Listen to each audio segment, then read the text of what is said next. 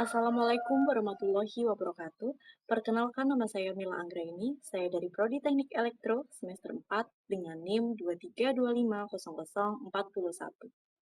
Di sini saya akan membahas materi mengenai K3, di mana materi yang akan saya jelaskan yaitu tentang gas detektor, sound level meter, SCBA, dan lingkungan kerja.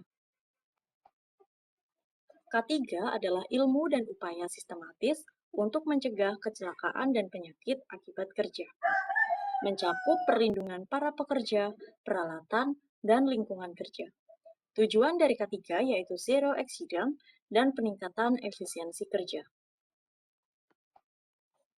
Jenis-jenis bahaya. Terdapat bahaya fisik, yaitu seperti kebisingan, getaran, suhu ekstrim, radiasi, permukaan licin atau tidak rata, mesin, dan peralatan yang tajam. Bahan kimia, seperti debu, paparan gas beracun, asap, dan uap kimia. Bahaya biologi seperti virus, bakteri, jamur, gigitan hewan atau serangga, dan parasit. Bahaya ergonomi, posisi kerja yang tidak nyaman, pengangkatan beban berat yang berulang, dan desain alat yang tidak sesuai dengan standar.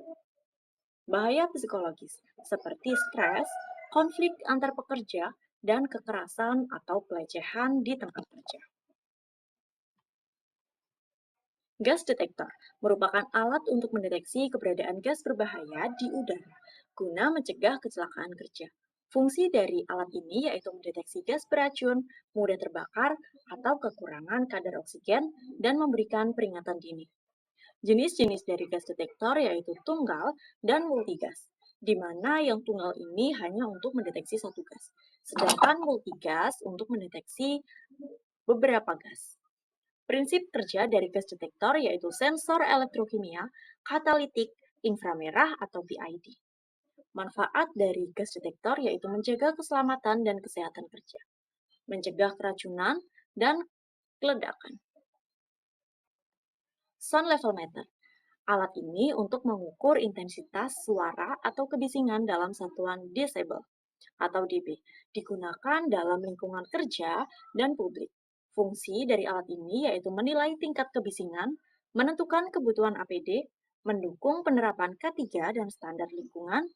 Cara kerja dari sound level meter yaitu mikrofon menangkap suara, kemudian diubah menjadi sinyal listrik, dan tampil dalam satuan decibel.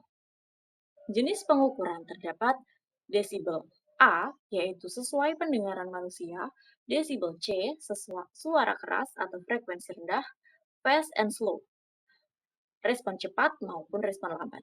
Manfaat dari sound level meter yaitu mencegah gangguan pendengaran, memastikan kebisingan tidak melebihi ambang batas yaitu 85 desibel.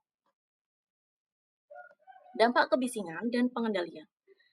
Dampak kebisingan yang berlebih dapat menyebabkan gangguan pendengaran yang bersifat sementara maupun permanen, stres dan kelelahan mental, gangguan komunikasi, turunnya konsentrasi dan produktivitas, dan meningkatkan resiko kecelakaan kerja. Pengendalian dari kebisingan dapat dikendalikan dengan cara seperti teknikal, yaitu peredaman suara, isolasi akustik, servis mesin. Administratif seperti jadwal kerja yang bergilir, membatasi durasi kerja di area yang bising. APD menggunakan airplug atau airmuff untuk melindungi telinga. SCBA merupakan alat bantu pernafasan mandiri yang menyediakan udara bersih dari tabung, digunakan di lingkungan berbahaya atau minim oksigen. Fungsi dari alat ini yaitu melindungi dari gas beracun, asap, dan uap kimia, menyediakan udara saat kondisi darurat seperti kebakaran dan ruangan terbatas. Komponen utamanya terdiri dari tabung udara bertekanan, regulator tekanan, selang, dan masker wajah, harness atau sabuk, dan black box, dan pressure code alarm. Jenis-jenis SCBA terdapat open circuit, udara buangan keluar yang bersifat umum, closed circuit, udara didaur ulang, yang lebih hemat dan tahan lama. Penggunaan SCBA dapat digunakan dalam pemadaman kebakaran, pekerja di ruang terbatas, penanganan bahan kimia yang berbahaya. Getaran dan penerangan. Whole body vibration yaitu getaran ke seluruh tubuh. Hand-arm vibration yaitu getaran melalui tangan dan lengan. Dampaknya dari getaran dan penerangan bersifat gangguan pada sistem otot dan tulang, kerusakan pada sistem saraf dan peredaran darah, kelelahan dan penurunan efisiensi kerja. NAB getaran pada tangan yaitu 4 meter per second kuadrat dan seluruh tubuh sebesar 0,5 meter per second kuadrat. Penerangan kerja bertujuan untuk memberikan cahaya yang cukup dan nyaman untuk aktivitas kerja. Syarat penerangan yang baik seperti tidak menyilaukan, tidak berkedip, maupun berbayang. Intensitas sesuai dengan standar ruang kerja. Dampak penerangan yang buruk dapat menyebabkan mata lelah dan sakit kepala. Turunnya konsentrasi dan produktivitas meningkatkan resiko kecelakaan. Resiko di ruang terbatas. Ruang kerja yang tertutup atau sempit yang memiliki ventilasi terbatas dan potensi bahaya yang tinggi dapat menyebabkan kekurangan oksigen, gas beracun, potensi ledakan, suhu ekstrim, kebisingan, dan ventilasi buruk.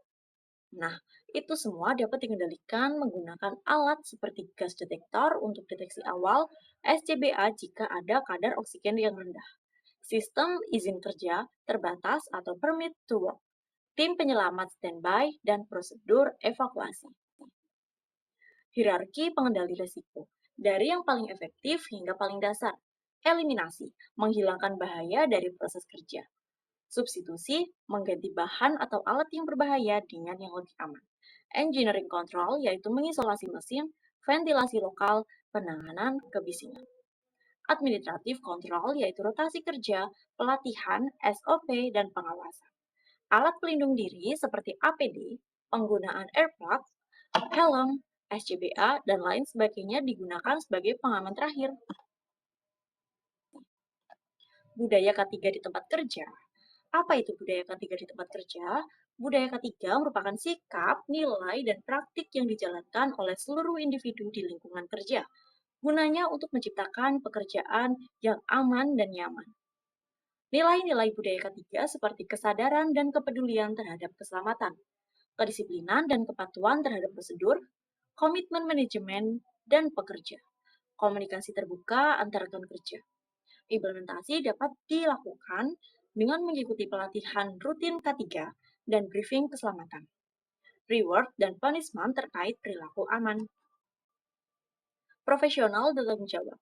Profesionalisme dalam K3 seperti bekerja sesuai dengan standar operasional prosedur sesuai SOP, menjaga integritas dan tanggung jawab terhadap keselamatan, mengutamakan keselamatan dalam mengambil keputusan.